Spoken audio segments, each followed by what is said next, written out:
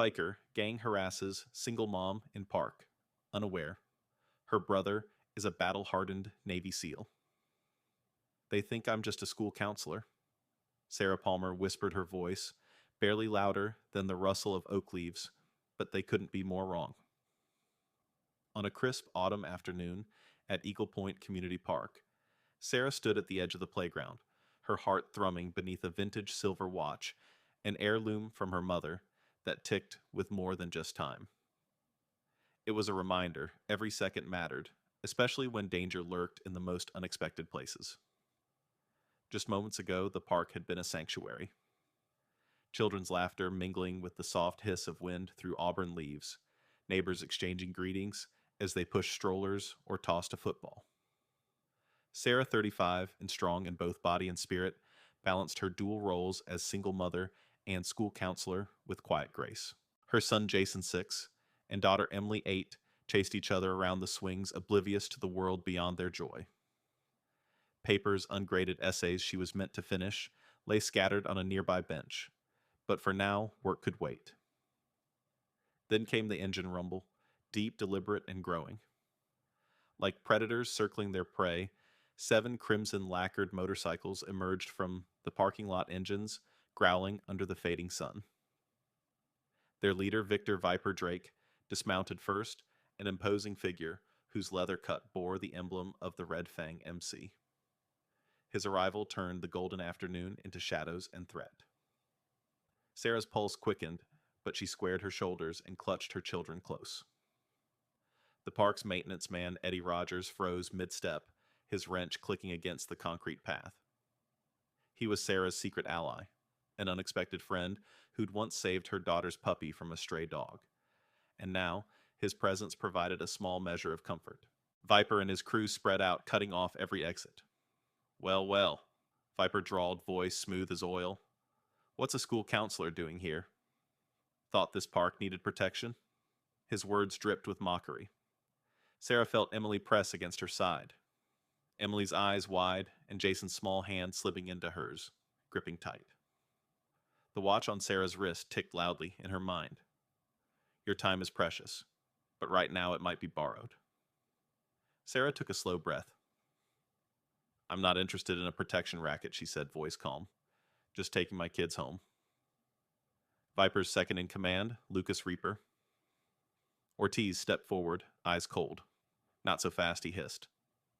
Your personal contribution comes due today. Sarah's mind raced as she weighed every option the straight path to her car, 30 yards away but blocked. Her phone buried in her purse, too exposed to reach. Then came a familiar, steadying whisper in her head. David. Her brother, a former Army Ranger, turned protective shadow. He'd taught her to stay calm under fire. She had to buy time. She let out a controlled sigh. I need a little time, she said just loud enough for Viper to hear. I'll get back to you. Viper's grin widened, showing teeth like polished blades. You've got until Friday, he said, his voice locking her in a frozen moment. Then, as if on cue, the riders mounted their beast engines roaring to life, an ominous chorus that chased the last of the daylight away. Sarah watched the taillights vanish around the park's bend. Her children clung to her, trembling. Eddie Rogers stepped out from behind a tree wrench still in hand. His dark eyes met hers, and in that instant Sarah saw not just a maintenance man, but a witness who would stand by her. The autumn breeze carried fallen leaves across the empty playground, and Sarah realized that by day's end her quiet life would be forever changed, and that the real fight had only just begun. Did you really think you could outsmart me? Counselor Viper's voice crackled through the roar of his bike's engine, dripping with contempt. As the last ember of daylight vanished, Sarah Palmer felt a cold weight settle in her chest, but she refused to let it break her resolve. She tightened her grip on Jason's hand, the vintage silver watch on her wrist, glowing softly in the park's fading darkness, a beacon of every hard-earned second that had brought her here. Only hours ago, Sarah had been grading essays beneath an oak tree, the golden leaves whispering stories of change. Now she stood face to face with the Red Fang MC, a gang whose threats had already sent shivers through Eagle Point. Viper Drake's leather cut gleamed menacingly, and the other members fanned out like a living trap. Their leader's snarled question about her intelligence and station in life revealed the ugly division still festering between those who wield power and those who nurture communities. Your time is up. Viper continued revving his bike in a deliberately slow, taunting rhythm. Friday's not coming fast enough. But Sarah's mind was racing ahead. She had never been one to cower. Raised by a mother who taught her empathy could outlast fear, and a brother who trained her to stand firm under fire, she knew the only way forward was through action. And action carried risk.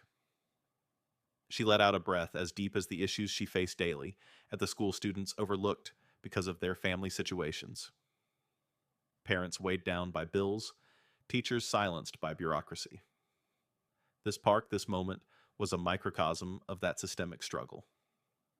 Sarah stepped slightly forward, heels pressing into the gravel. You want payment? Fine, she said, voice steady like a drumbeat. But you'll get it from me personally. Meet me Friday, 8 p.m., City Hall parking lot. I'll come alone. Her words rang through the hush, each syllable a deliberate choice to seize control. Viper's smirk flickered uncertainty cracking his facade. No one in Eagle Point had ever dared to negotiate from a place of perceived weakness. He studied Sarah's watch for a heartbeat, eyes narrowing. That watch had survived her mother's cancer, her own divorce, and countless nights pacing in worry.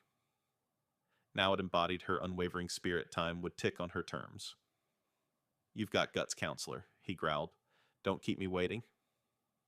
With that, he kicked his bike into gear and vanished into the darkness, the gang following like wolves into a den. Sarah watched taillights dissolve into the night, feeling Emily's arm slip around her waist. Mommy, are they gone? Emily's voice trembled. Sarah knelt, brushing a stray lock of auburn hair from her daughter's face. They're gone for now, she whispered, resting her hand on the watch. But we have to be ready. Jason's sleepy eyes met hers, trust shining in the dim light. In that flash of love and fear, she realized her fight was no longer just for her family. It was for every child and neighbor who deserved safety, respect, and justice. Behind her, Eddie Rogers emerged from the shadows. His tool belt clinked softly, a reminder that everyday heroes often carried simple tools, a wrench, a first aid kit, or a few kind words. He nodded once, a silent vow of solidarity. Sarah rose, sensing the first drop of rain, a warning and a cleansing promise. The path ahead was dark and uncertain, but she had drawn her line in the gravel. Whatever awaited her at City Hall Friday night would demand every ounce of courage she possessed, and perhaps more. As thunder rumbled on the horizon, Sarah checked her watch again. Time ticked toward the challenge she had set in motion, and in that charged moment, she understood that sometimes the bravest act is to keep talking, keep moving, and refuse to be caged by fear. Ahead of her lay an impossible negotiation, a test of will against a system that thrived on intimidation. But Sarah Palmer was no ordinary counselor, and her colleagues, her community, and her own heart were about to learn just how far she would go. The rain fell harder now, and Sarah turned toward home, each step echoing the promise she'd made, and the storm ready to break. If they think I'm the only one showing up alone, they're in for a surprise. Sarah Palmer's words echoed in her own mind as dawn's first pale light filtered through her curtains. The vintage silver watch on her wrist glinted against the linen sheets, a gift from her mother that had survived storms far fiercer than this. Today was Thursday one day, until her deadline with Victor Viper Drake at the City Hall parking lot, and she refused to face him without backup. Over breakfast, Jason chattered about school projects, while Emily traced leaf patterns on her cereal bowl. Their innocence made Sarah's chest tighten. Every action she took rippled outward, affecting these two lives. She scrolled through her phone eyes, landing on a text from her brother, David Palmer. On my way. ETA, 3 hours. Relief and resolve coursed through her veins. David, a former Army Ranger, was already mobilizing support among his old unit and trusted contacts. After dropping the kids at school, a risky move, given the gang's ultimatum, Sarah rapped on Chief Grant's office door. Grant, the town's police chief and an ally since her days as a school counselor, looked up from his cluttered desk. "Sarah," he said, tension creasing his brow, "I got your message." On the wall behind him was an aerial photo of the town red zones marking recent gang activity. "We're tying up loose ends, but you asked for civilian support?" Sarah nodded. "I want Eddie Rogers involved. He's seen everything in the park. And I've arranged a community meeting at the old firehouse tonight. We need every neighbor on our side." Grant studied her for a moment, then slid a file across the desk. "We'll provide discreet protection. But you need to lead this. They'll test you." By late afternoon, the firehouse roared with whispered determination. Small business owners, teachers, and parents crowded the wooden benches. A battered chalkboard held Sarah's handwritten agenda to 1, details of threat 2, how to report 3. Safe zones, and at the bottom, 4 stand together. Eddie, wearing his utility belt, stood sentinel by the door. Sarah's throat tightened as she surveyed the faces, some fearful, others defiant. She took a steadying breath. "Thank you all for coming," she began. "Last night, the Red Fang MC threatened this park, my children, and by extension, every one of you who walks these streets. Tomorrow at 8 p.m., they expect me alone at City Hall, but I won't face them without knowing you're behind me." A murmur ran through the crowd. Some clutched smartphones ready to live stream. Others nodded, recalling small injustices, graffiti on their shops, intimidation at the grocery store. One by one, people spoke. A local mechanic offered to check the bikes for tampering. A retired teacher volunteered her students as eyes and ears on patrol, and the mayor's aide promised emergency lighting in the plaza. This wasn't just Sarah's fight. It became everyone's. As twilight fell, Sarah felt the weight of the gathering's unity settle on her shoulders, a responsibility far greater than any school counseling case. She closed with a vow. "We stand together. They see us as isolated targets. Tomorrow, they'll see us as a community." The firehouse lights flickered, casting long shadows on the walls. Eddie handed her a USB drive. "These security camera feeds Red Fang members around town. Share them at City Hall. Expose them." Sarah accepted it, watching the crowd disperse with determined strides. Alone then, she touched her watch and recalled her mother's words. "Time never stops Sarah, but courage can seize every second."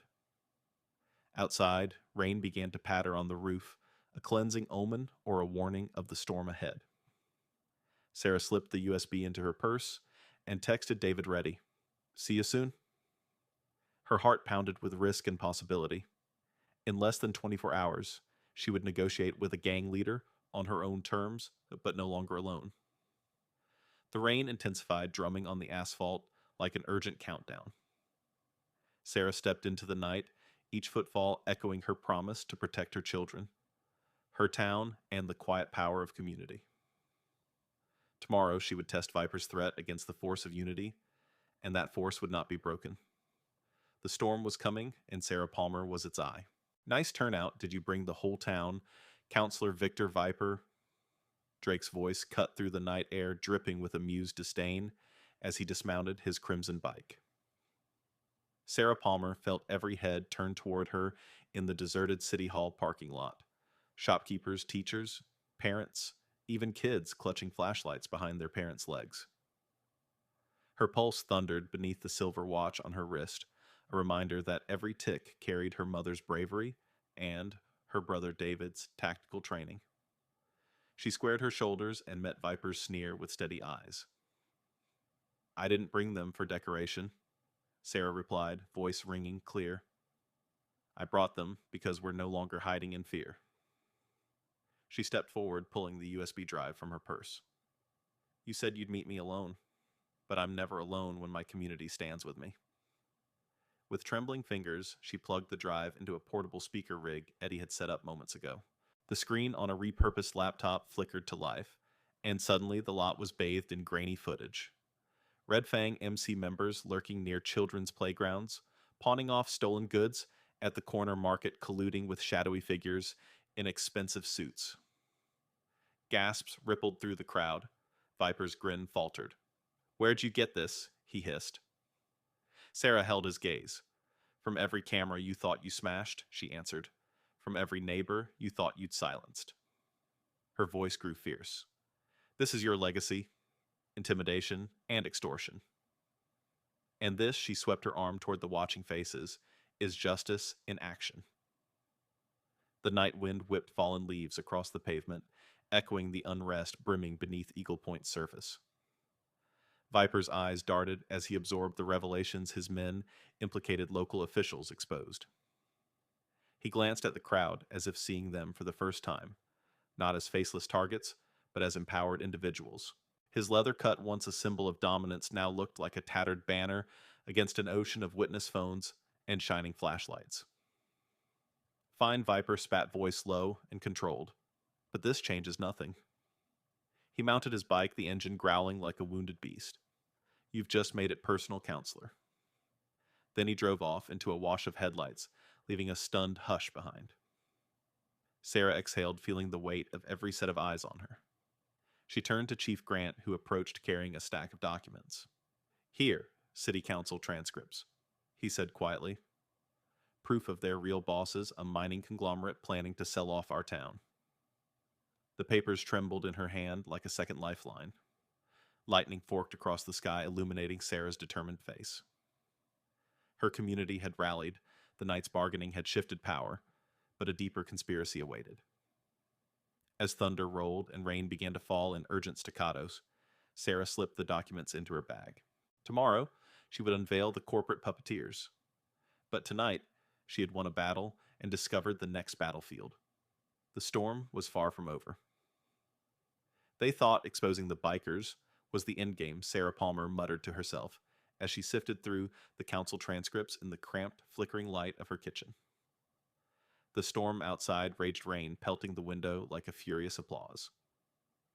Inside, the vintage silver watch on her wrist felt suddenly heavy, its ticking echoing her racing heart.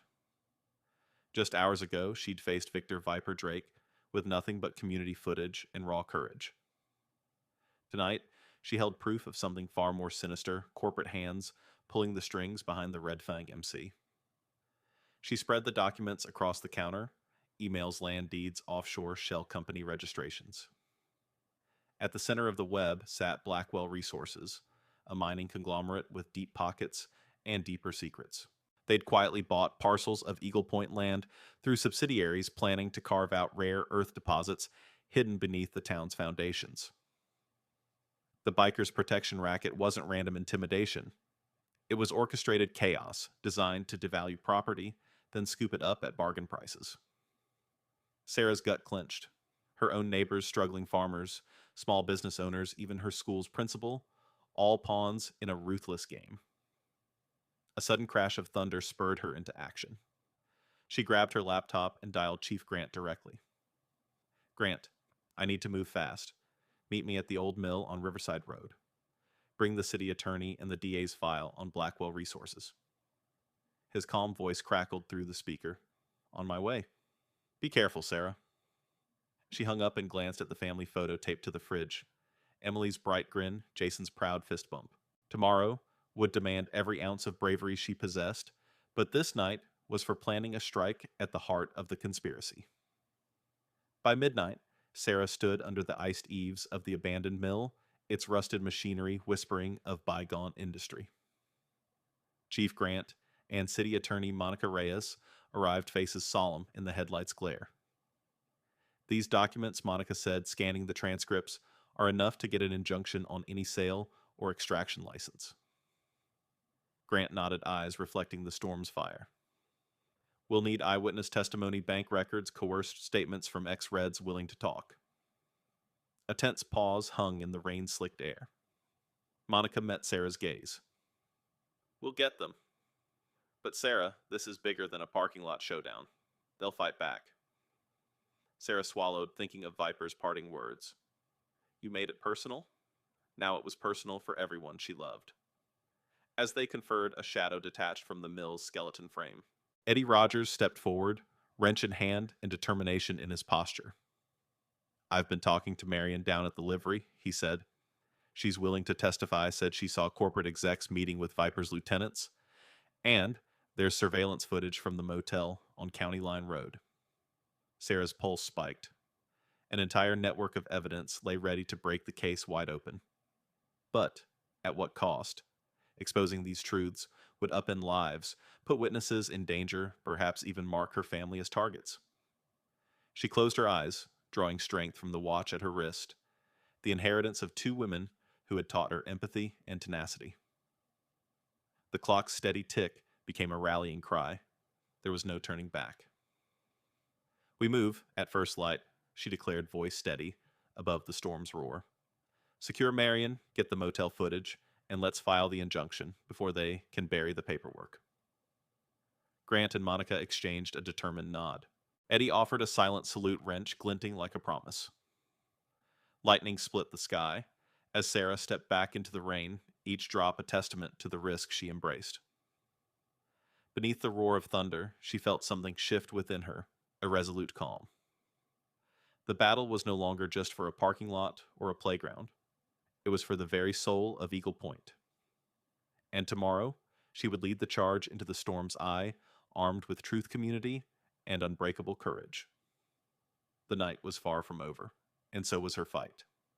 "They thought I'd back down once they saw the papers," Sarah Palmer murmured, staring at the flickering lamplight in her living room.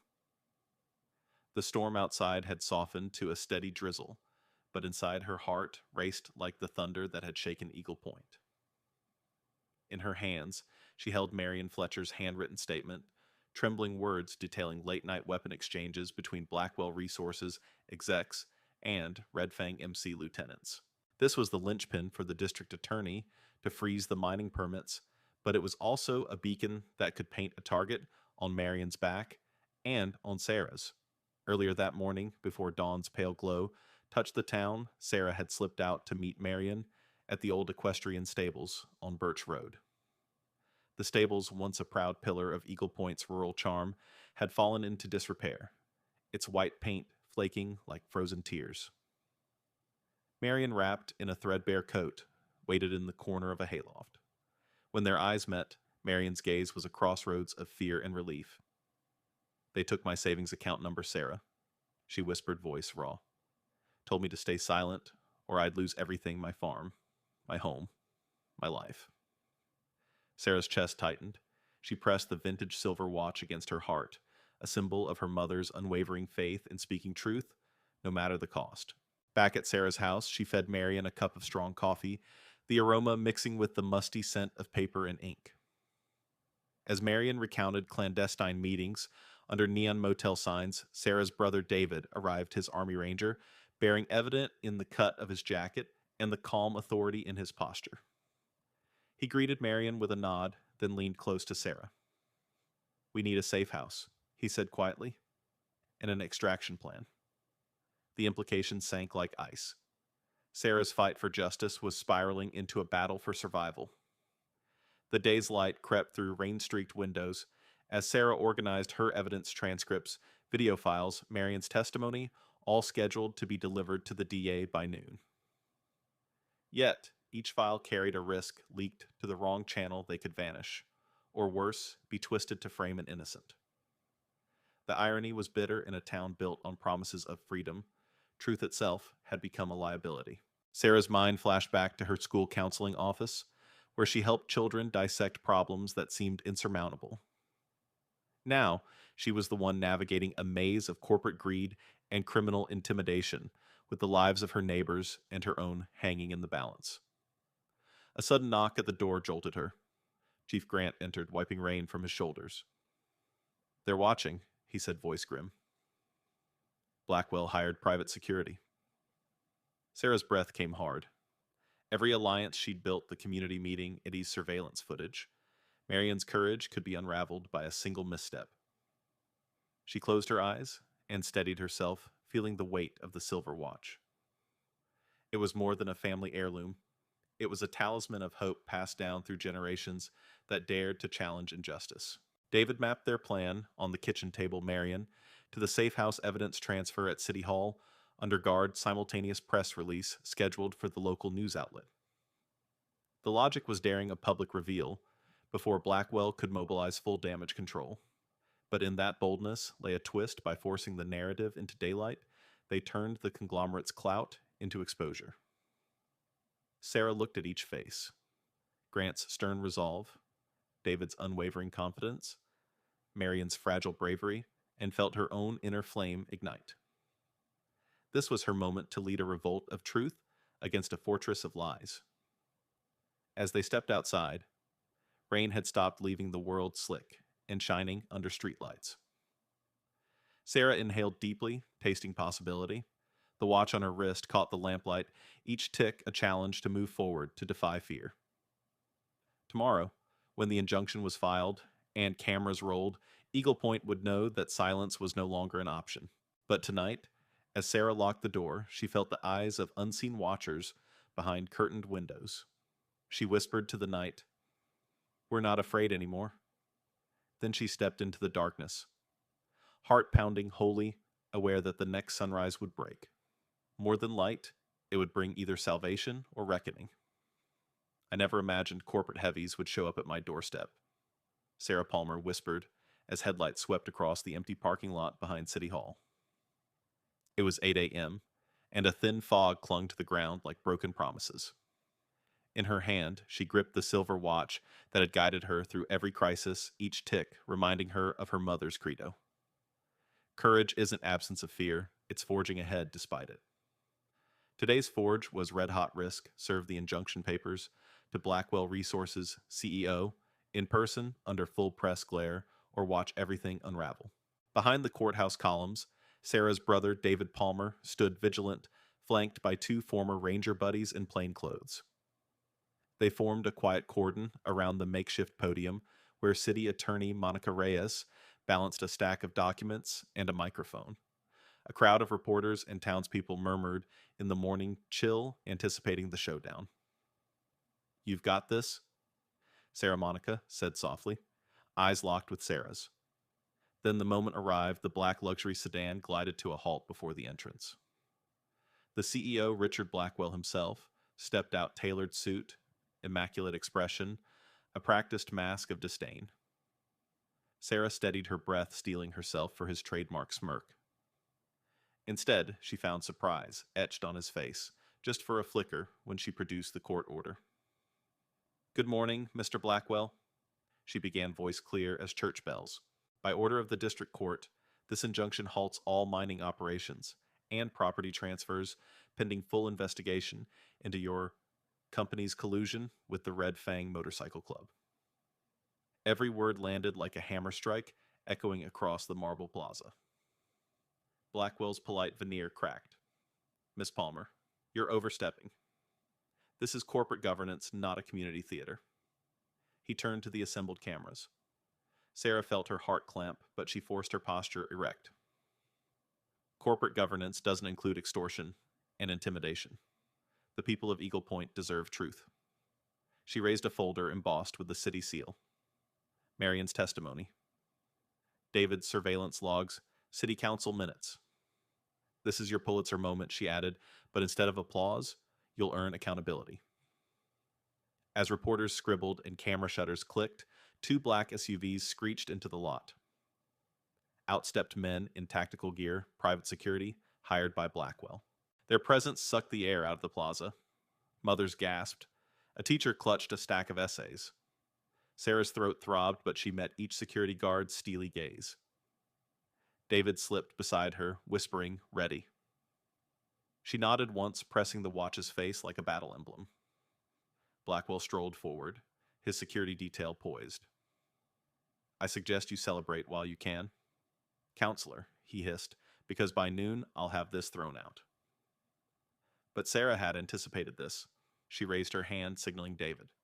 In that instant, dozens of smartphones lifted, live streaming every face and uniform. "Hey, you're all witnesses now," she called out. "If you lay a finger on me or these citizens, America will watch." The security guards hesitated, their lines wavering under the weight of public scrutiny. Blackwell's lips thinned. He looked out at the crowd, shop owners he'd strong-armed parents, whose kids he'd threatened, neighbors he'd bullied into silence. In that charged silence, a single question hung. Could his empire of steel and dollars withstand the collective power of a community's conscience. Lightning split the neon clouds above as if nature itself demanded an answer. Sarah felt the watch pulse against her wrist, a steady heartbeat, reminding her that time and truth were her allies. The private security relaxed their stances, uncertainty rippling through their ranks. Blackwell's mask slipped, revealing the first crack in his armor. But, just as Sarah exhaled relief, a new rumble shook the plaza rumble of engines darker than any before. She sensed victory, then realized the war wasn't over. This next challenge would test every ounce of her courage. The fog shivered. The storm was gathering one final strike. Looks like the night's not over, counselor. The low rumble of a dozen motorcycles echoed down the courthouse steps, their headlights slicing through the dawn mist. Sarah Palmer's heart hammered. She had just served the injunction to Richard Blackwell under the watchful eyes of her community. But now, Victor Viper Drake's backup had arrived to reclaim the power they'd lost. She pressed a hand to her vintage silver watch, its steady tick a tether to courage when the world threatened to unravel. Only hours ago, she had stood victorious as corporate giants and criminal thugs collided in front of City Hall. But power deals run deep, and vengeance is a cold mistress. The Red Fang MC, their bellies full of bloodied pride, now fanned out across the plaza. Their leader Viper dismounted, last eyes gleaming with grudging respect. "You're tougher than I expected," he called voice, carrying over the growls. "But let's see if your friends here back you up when things get real." Sarah inhaled, recalling her brother David's words. "This is the moment we either fall apart or rise together." She scanned the crowd, shopkeepers shielding their faces, students clutching flashlights, parents linking arms. Then from the shadows, Eddie Rogers emerged, cracking a wrench against his palm. He wasn't alone. Marion Fletcher, safe house survivor, joined him, clutching her own worn watch. The town's librarian held a cell phone broadcasting live, and teachers stepped forward, papers fluttering like flags of defiance. It was a tableau of unity, a symbol that community trumps terror. Rain began to fall again, each droplet a challenge issuing from a sky as angry as the bikers. Sarah's throat tightened. Logic screamed, retreat, but empathy demanded stand fast. "This land," she began, voice rising like wind chime song, "is more than dirt and profit margins. It's where our children climb trees and learn to dream. You can't bulldoze that with threats." The motorcycles pressed near their engines, humming with contained violence. In that moment, a twist Chief Grant's voice crackled over Sarah's earpiece. Hazmat team disguised as cleanup crew, moving in sarin neutralizers ready. The bikers faltered as officers in orange vests emerged, sandbagging entry points and placing tamper-proof surveillance pods. Blackwell's private guards stiffened before the unscheduled arrival of state troopers and federal agents primed to enforce the injunction. The mob dispersed under the combined might of legality and community determination. Viper kicked at the wet pavement, frustration etched on his leather-bound shoulders. "You win!" This time he spat before mounting his beast. As the last engine roared away, he added, "But Eagle Point has bigger secrets buried. We'll be back." And with that, the mist swallowed their retreat, leaving Sarah amid rising sun and puddles reflecting daybreak. Sarah's knees trembled, adrenaline ebbing into exhaustion. She felt the weight of the watch, its hands circling toward noon, symbolic of time's relentless march. She looked to the faces around her, David's proud nod, Monica Reyes brushing rain from her notes, Eddie's determined grin, Marion's tearful relief. Each person embodied a truth. Justice is forged by collective will, not solitary valor. As the storm clouds parted, Sarah lifted her eyes to the horizon. Eagle Point stood battered but unbowed, its people awakened to the power of unity against corruption. Yet something hovered at the town's edge, an unseen threat still stirring in the earth beneath, waiting for its moment to emerge. Sarah clenched her fist watch ticking by her side and whispered to the wind, "We rebuild, we protect, and we stand ready, because this story is far from over."